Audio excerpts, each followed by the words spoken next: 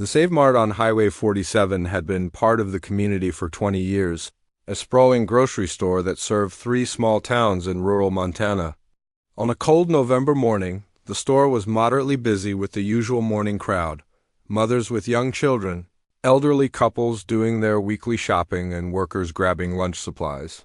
Behind the customer service desk stood Brian Hodges, the store manager, a man in his early 40s who took pride in enforcing rules with an iron fist. He believed discipline and order kept his store running efficiently, and he had no patience for what he called troublemakers. Before this story goes any further, I need to know something. Where in the world are you watching this from right now? Drop your country name in the comments below. These stories connect all of us across the globe, no matter the distance. Now, let me tell you what happened that morning. Near the canned goods aisle, an older man named Thomas Webb was having a difficult day. Thomas was 67, a Vietnam veteran who had lost both legs below the knee to a landmine in 1971. He got around using prosthetics, but some days the pain was unbearable, and today was one of those days. His prosthetics had been malfunctioning all week, causing him to limp heavily, and the pain medication he took made him slightly unsteady on his feet. Thomas had come to the store to buy groceries for the week. His disability check had just come in, and he needed basics: bread, milk, canned soup, coffee, simple things. But as he reached for a can of beans on the bottom shelf, his prosthetic gave out and he fell hard onto the linoleum floor. The cans he had been holding scattered across the aisle with a tremendous crash that echoed through the store. People rushed over to help, but Thomas waved them off, embarrassed. I'm fine, he said, his face red with shame. He tried to push himself up, but his prosthetic had locked in a bent position, making it nearly impossible to stand. A store employee, a young woman named Sarah, knelt beside him. Sir, let me help you. We can get you a chair. Before Thomas could respond, Brian Hodges appeared, his face twisted with irritation. What's going on here? He demanded, looking at the scattered cans rolling across the floor. Sir, you need to pick these up immediately. You're creating a hazard. Thomas looked up at him, confusion crossing his face. I fell. My leg gave out. I'm trying to get up. I don't care what happened, Brian said coldly. Store policy. You knock it down, you pick it up, then you need to leave. We don't allow people who can't control themselves to shop here. The small crowd that had gathered gasped. Sarah stood up, her voice shaking with anger. Mr. Hodges, he's a disabled veteran. He fell because of his prosthetic leg. He needs help, not— I didn't ask for your opinion, Sarah, Brian snapped. He looked down at Thomas. Pick them up, or I'm calling the police for disturbing the peace and destruction of property. Thomas felt tears of humiliation burn his eyes. His hands shaking, he began to crawl across the floor, gathering the cans one by one, dragging his malfunctioning prosthetic behind him. The sound of his body sliding across the linoleum was the only sound in the suddenly silent store.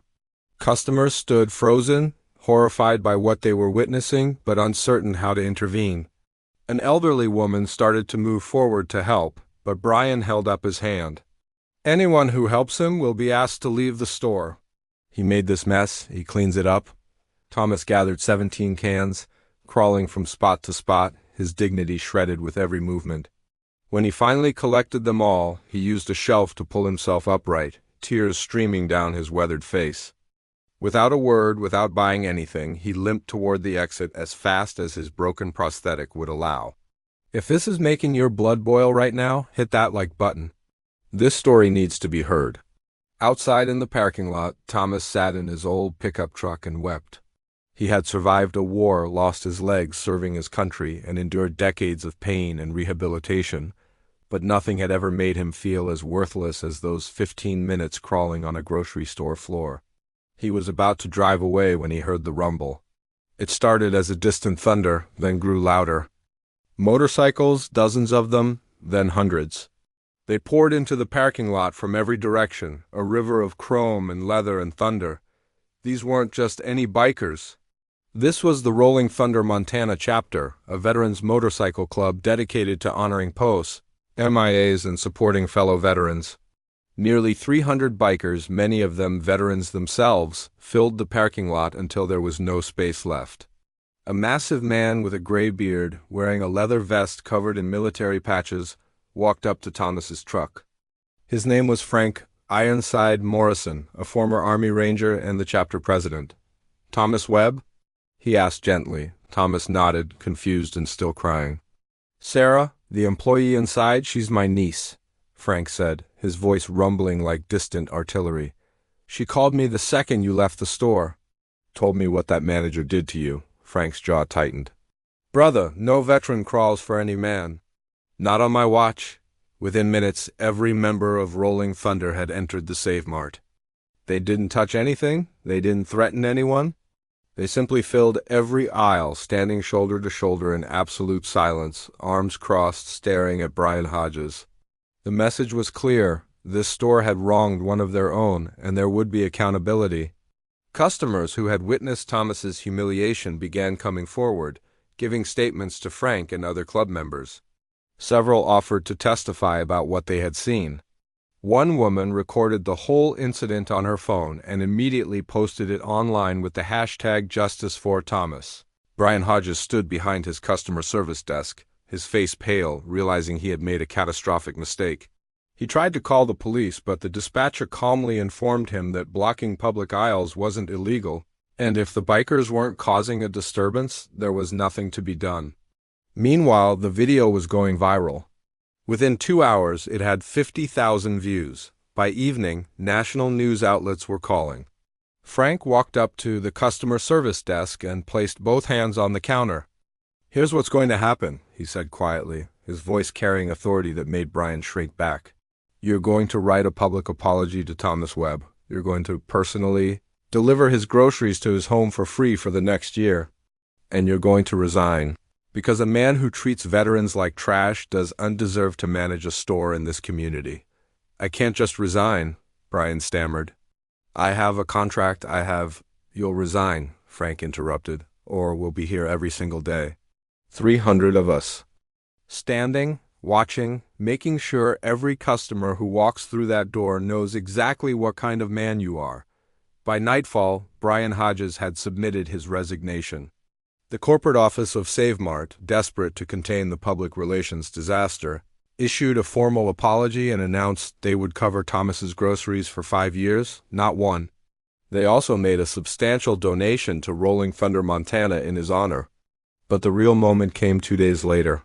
300 bikers rode in formation to Thomas Webb's small house on the outskirts of town. They presented him with a check for $18,000.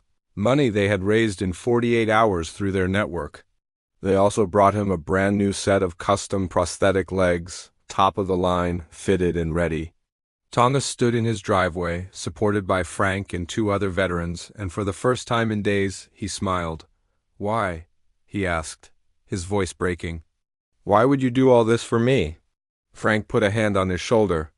"Because you crawled through a jungle in Vietnam so we could live free. You gave your legs for this country. The least we can do is make sure you stand tall for the rest of your life." He looked at the sea of bikers behind him. "We're brothers." "That's what brothers do." The rumble of 300 motorcycles starting in unison sounded like a war cry, like a promise, like justice finally being served. This story isn't just about revenge or public shaming. It's about a community that understands the cost of service and refuses to let their veterans be treated as anything less than heroes. Thomas Webb spent 15 minutes crawling on a grocery store floor, but he spent the rest of his life standing tall, knowing that when he needed them most, 300 warriors showed up to remind the world that no veteran stands alone. If this story moved you, if it reminded you that we have a sacred duty to protect those who protected us, then subscribe to this channel. Share this story with someone who needs to remember that justice still exists when good people refuse to stay silent. Thank you for watching, and I'll see you in the next one.